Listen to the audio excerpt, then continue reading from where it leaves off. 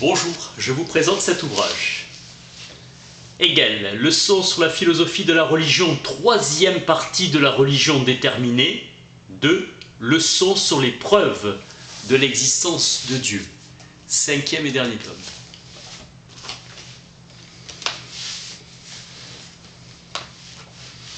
Le contenu.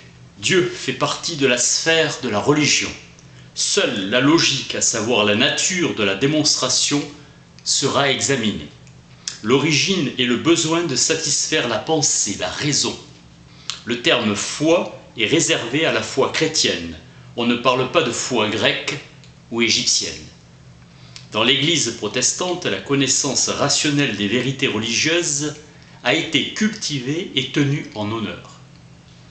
Dans la connaissance vraie et réelle se trouvera la justification de la connaissance. Mouvement immanent à l'objet, celui qui est propre à sa nature, exprimé sous forme de pensée et recueilli dans la conscience. L'homme est essentiellement une conscience. Ce qui fait du sentiment un sentiment religieux, c'est le contenu divin. Ascension de l'esprit qui pense vers celui qui est la pensée suprême, Dieu. Les preuves de l'existence de Dieu sont essentiellement des syllogismes. Dieu est action, action libre se rapportant à soi-même. Il n'est créateur que grâce à la médiation du monde, de la créature. Le sentiment se révèle comme une forme subjective. Je suis le sujet de quelque chose. Le moi est rempli par la vérité, il en est pénétré. Le cœur est plein de la chose, vérité de l'esprit divin. Dieu existe et se met en rapport avec l'homme. Les païens ignorent tout de Dieu. L'Écriture donne comme confirmation unique le témoignage de l'esprit. Un mode de preuve est le monde et la contingence de ce monde. L'esprit monte vers Dieu.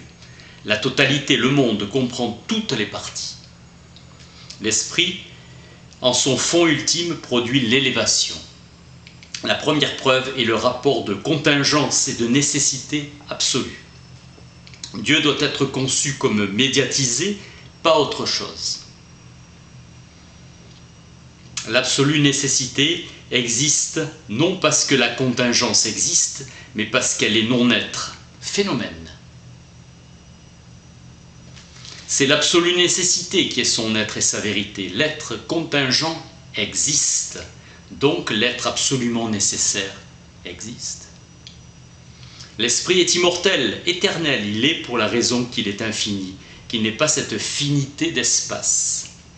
La médiation est extérieure, contingente. La démarche de l'esprit est un passage à l'activité qui est en et pour soi. L'être en et pour soi est la raison. L'être vivant se produit. L'être organique est en soi à l'égard de la forme, ce qui est final. Le sujet est la détermination absolue qui unifie la nature organique. La fin la plus haute et le bien, c'est la fin générale ultime du monde. La raison doit considérer cette fin comme la fin ultime absolue du monde.